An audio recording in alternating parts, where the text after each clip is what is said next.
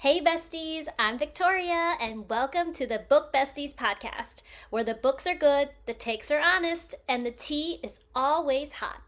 Today we're chatting The Score, Book 3 of the Off-Campus series by Elle Kennedy. Let's try to score. We're also going to be talking about the TV adaptation. And in fact, I actually watched these scenes in the TV adaptation with Allie and Dean before diving into the book, and it set really, really high expectations for me because they had such great chemistry. And the acting was so good too, and they look great as a couple. But going into the book, I did feel like there wasn't as much spice as I thought there was going to be based on the show, but I did enjoy the characters thoroughly. I feel like getting a deeper dive into their backstories and their characters in the book really helped me see a fuller picture. Okay, so let's talk about Dean, guys. I feel like he gets such a bad rep. Just like all of the other guys in their group, he is a playboy. I mean, we just know that from the beginning. But why does it seem like he gets more hate for being a playboy than any of the other guys?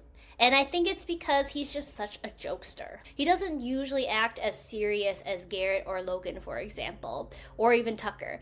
And so because of that, people think that he doesn't take things seriously. But to me, he does. So first and foremost, his work with like little kids of the Hurricanes. I mean, the patience that he has with them, the fact that he derives so much joy from them. He even goes like, I would never have thought hanging out with high schoolers became the highlight of his day. I mean, he's so sweet. And then when he got the pink skates for the sister of one of the players, come on now, does that not warm your heart, guys?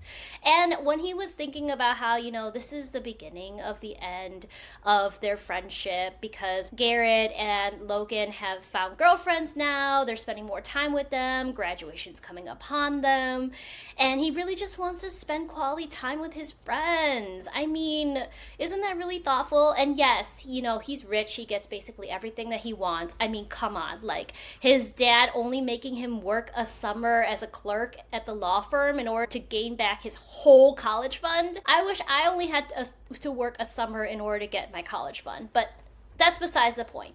The point is, I feel like he had a really good, warm family who was really supportive, and that made him such a warm person in response.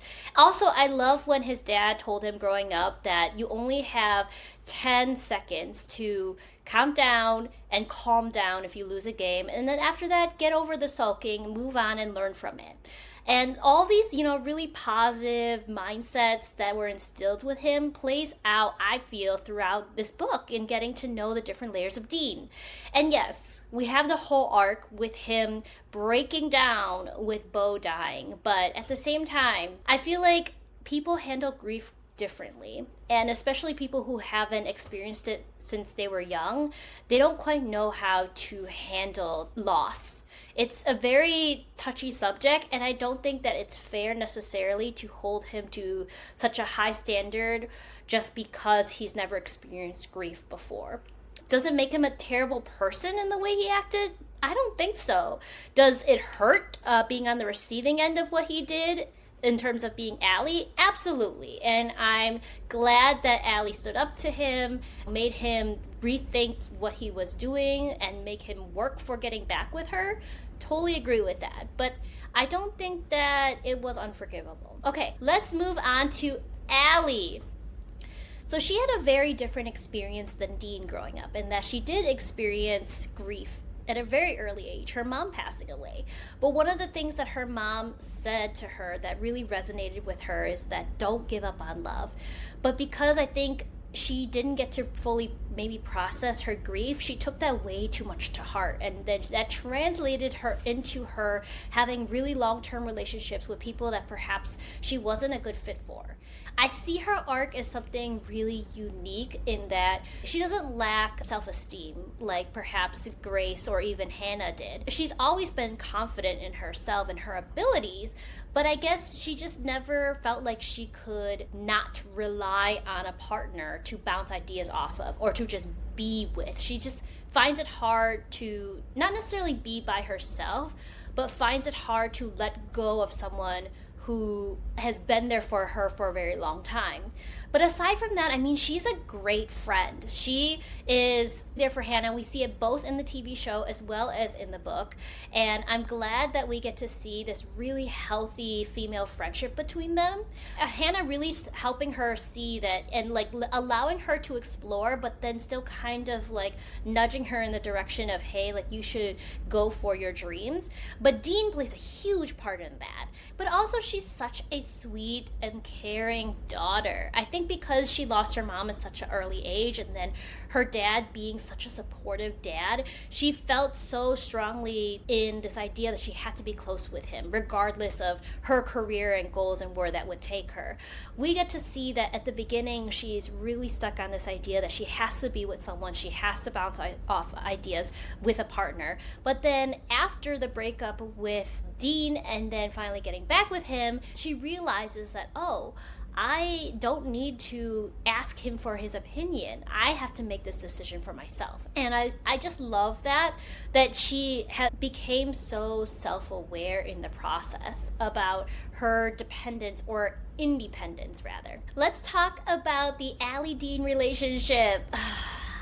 Guys, I loved them. I think they're really cute. First off, the French drama margarita combination, like the fact that Dean is just so go with the flow with whatever she wants to do, in complete opposition to Sean, where he's like, oh, you got to do this or that, this is the future that I see for you.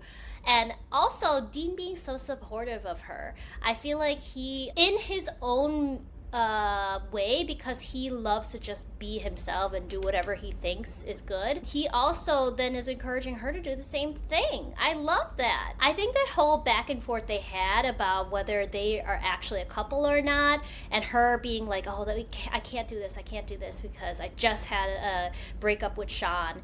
It's like, it was mostly on her side, right? I feel like he was pretty much ready to do something, like to start something official with her, or at least be more open about the fact that they are sleeping together. But she wanted to keep it quiet because of this mindset that she can't give up on love, or that if she did, like it's too soon, that's not right. And I feel like Dean took it with stride. Like, he's a really chill person. When she was constantly like, oh no, I can't do this, or like he would be like, come on, let's get into it, and then she's just like, nah, you figure out yourself, I'm done, or I'm not doing this anymore, and then she would keep coming back to him. Like, he just has so much patience, and also the way that he does it is so smooth that it always just gets her kind of like itchy for more, if you will. We have to talk about the moment when Sean calls her a whore, and then the first and only person that she wants to talk to is Dean. And then Hannah's like, wait, you want to talk to who? And she's like, yeah, Dean. I want to talk to Dean. Please call him for me. I felt like that was a huge moment in their relationship, because it was a sign to her that he really means a lot to her. That he is not just a sex buddy, but a support system for her. So much so that even Hannah can't cut it. I think that it's mostly because along the way, in his own Dean way, he's been convincing her that whatever mindset she has about it's not okay to sleep around after breaking up with Sean, he's been saying, let them be them and do your own thing. Like, don't worry about it. He's helping free herself from that mindset gradually, to the point where now she's like, he's the only one who would really get it. Like, even if Hannah's just like, find a buddy, don't get attached to someone, she still is actually getting attached to Dean. And this is a sign of that. That moment, ooh, key. Then we have to talk about the whole him not showing up for her and having a party where he's on drugs. When she comes, then he tries to grind on her instead of actually consoling her, even though she's crying. That scene, it was so heartbreaking to me, because on the one hand, I could understand how devastated he was to lose Beau. But at the same time, I could understand how devastated she was for him to not have been there for her big moment. Woo! That was a big no-no on his part. I'm glad that he finally woke up and apologized to everyone, but I could understand how heartbroken she was. I think the bigger thing here was that along the way, she put in so much effort to try to reconcile things for him while he was recovering or doing these things like sleeping all day or drinking himself to sleep. She went to the Hurricanes, talked to the coach to try to let him keep the job. And then she talked to the little girl about him being gone. I think she went above and beyond as someone who really cares for him and was trying to hope that he could eventually get over what he was going through. But at the same time, she wasn't able to snap him out of the grief that he was experiencing. And I felt like the only way that was going to happen was how the cards played out, basically. He had to really see what he would lose, who he would lose, point being her and his friends, before he realized that he just had to move on. And then him missing the memorial service, I feel like if he were a real person, he'd live with that regret for a very long time. Also about the relationship is they really get each other's humor. Like, I feel like just as much as he's considered a playboy and a jokester, she's almost like the female version of him. Like, she's also perceptive, also a really great friend. But aside from that, like, she can bounce back with his sexual jokes, like the rainbows are angels coming, vagina preserver. Guys, how does Elle Kennedy even come up with these things? He could say something and that might be a complete turn off to another girl, but she's just like, nah, like she has a comeback for it. And then he thoroughly enjoys it. Like, yes. They're a cute and sexy couple, guys. Let's talk about the Allie-Hannah relationship. I don't have much to say other than I feel like they're such great friends and I'm glad that they found each other. I love that the moment when they realize they can sit in each other's silence. They don't have to babble. That takes a special relationship and person to be able to do that. The Allie-Sean relationship, ooh. So the internet is split between whether Sean was just a human being or he was actually a really shitty guy. I thought that he was a shitty guy. I mean, I understand that they've been in a long relationship and it feels like, oh, such a quick turnaround as to her sleeping with someone else. But you gotta be honest, most breakups don't happen overnight. They happen because things have been going wrong for quite a bit of time. Especially since they've broken up so many times before, you could already tell that they had a pretty rocky relationship.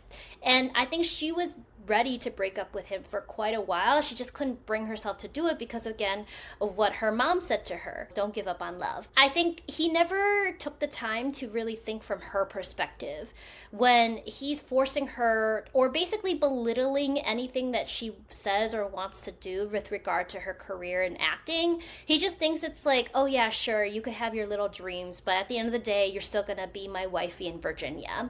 Some woman would love to have that life, but clearly that's not her. And she's not saying that she wants that life, so don't force it on her. I think what was really the point where I was like, he's not a good person, is when he called her a disease-ridden whore and a slut after he found out that she was sleeping with Dean. I mean, first of all, you guys are broken up officially, but second of all, why would you just assume that she was sleeping with the guy while she was with you?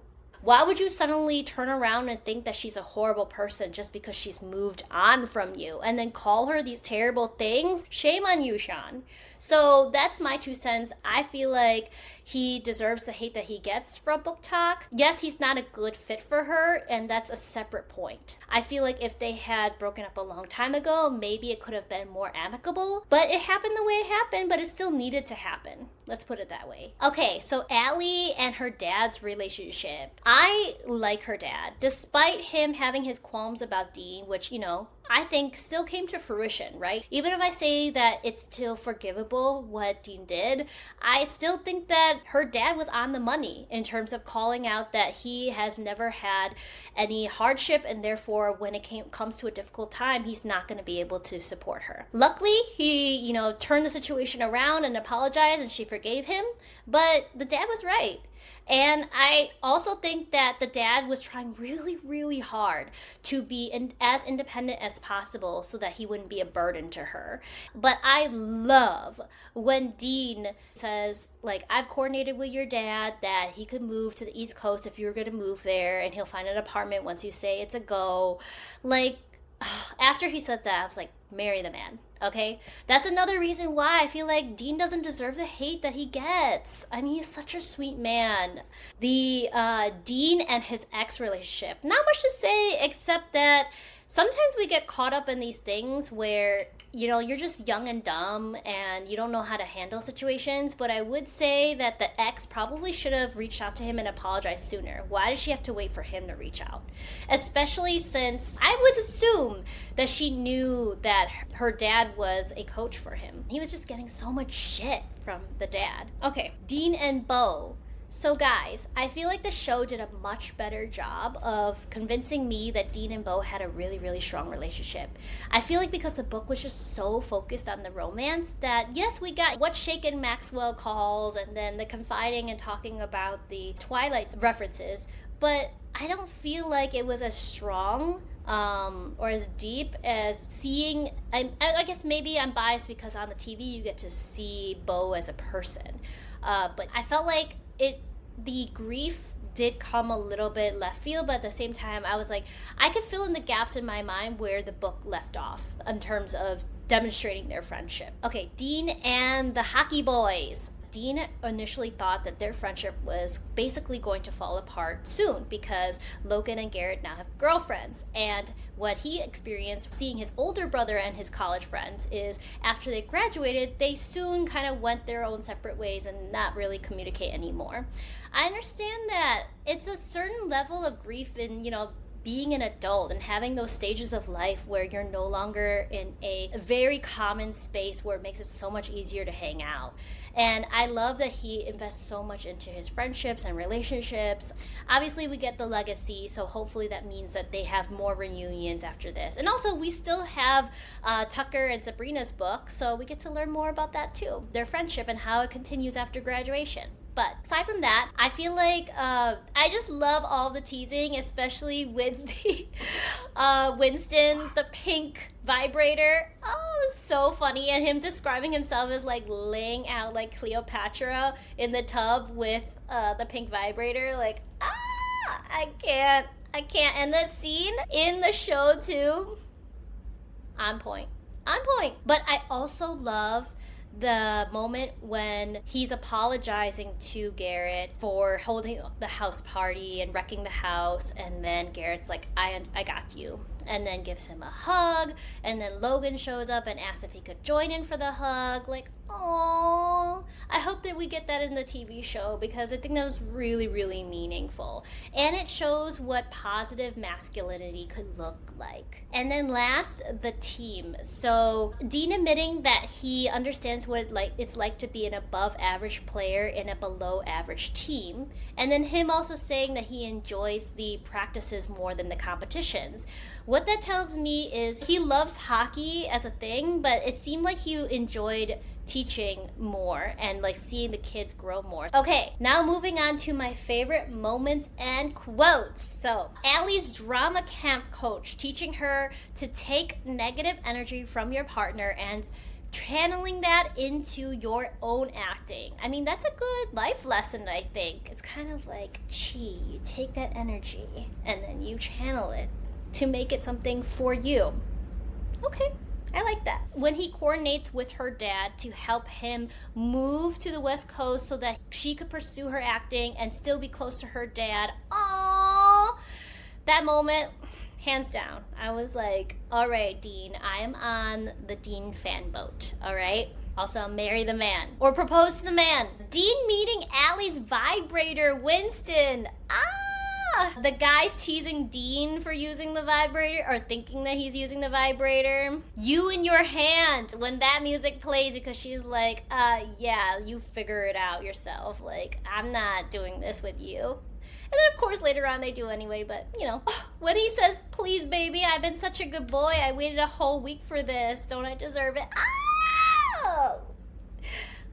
Did we get that scene in the TV show? I don't think so, but we should. I mean, we get quite a few steamy scenes, and I feel like that line, epic. Beau's line.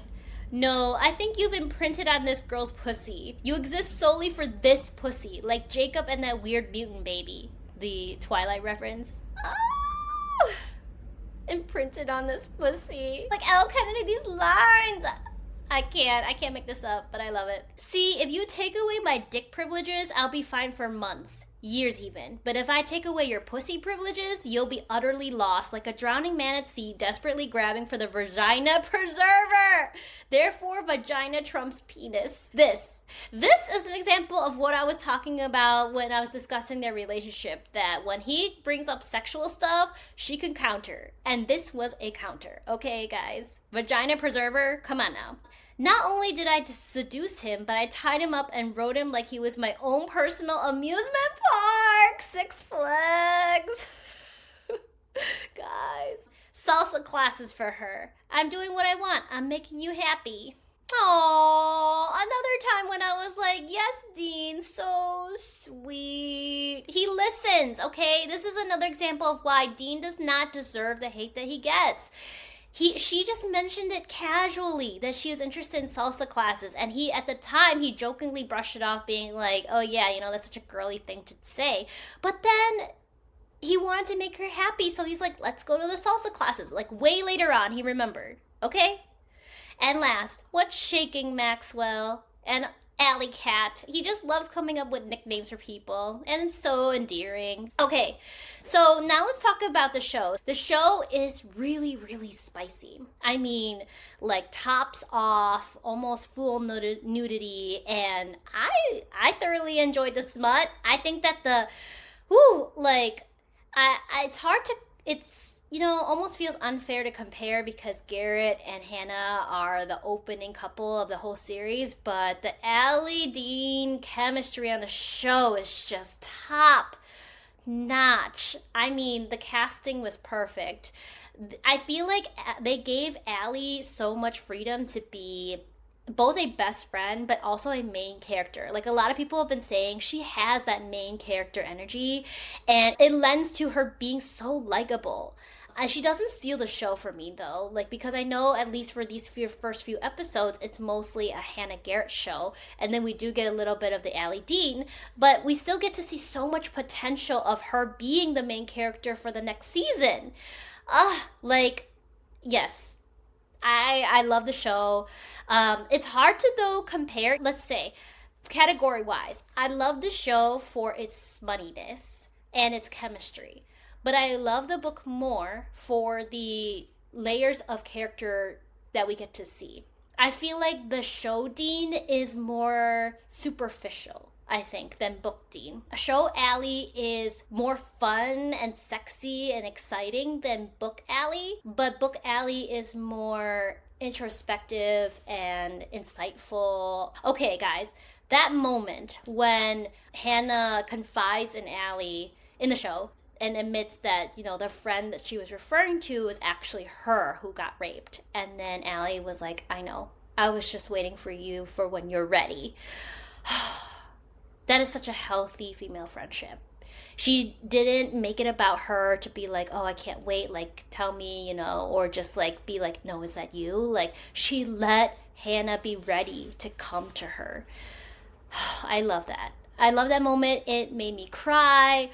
I know I didn't talk much about, or at all, I think, about the TV show in the first episode of this series, but going back to one particular moment that also made me bawl was when Hannah called her mom, and then her mom was like, so if you're apologizing, then what did you do wrong?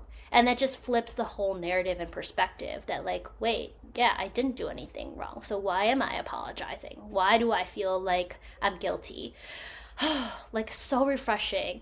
I feel like the show, it has deep moments for sure. It's not the same deep moments that we get in the books, though. And it is a more modernized version of masculinity and female friendships, too. But I do think that there are very deep moments in both the books and the series, but they're just different. If someone were to ask, should I read or watch or do both, I would say do both. it's worth it to me. So anyway, Show Dean, I feel like Show Dean has potential to grow. I mean, we didn't get the whole scene with him breaking down, and I think I do like the twist that they added in the show with the whole assignment and then her sleeping with Hunter, because I think it's important that there's a love triangle. It makes it more exciting for the show. And I think that might be a different angle that they're going to take instead of the Beau grief thing. Because yes, I do think that in the show they're still going to have Beau die, but I'm not sure that Dean is going to take it to the same level of grief and mistakes that he did in the book. It might actually be completely flipped around and Allie's going to have to be the one that apologizes to Dean. Ooh.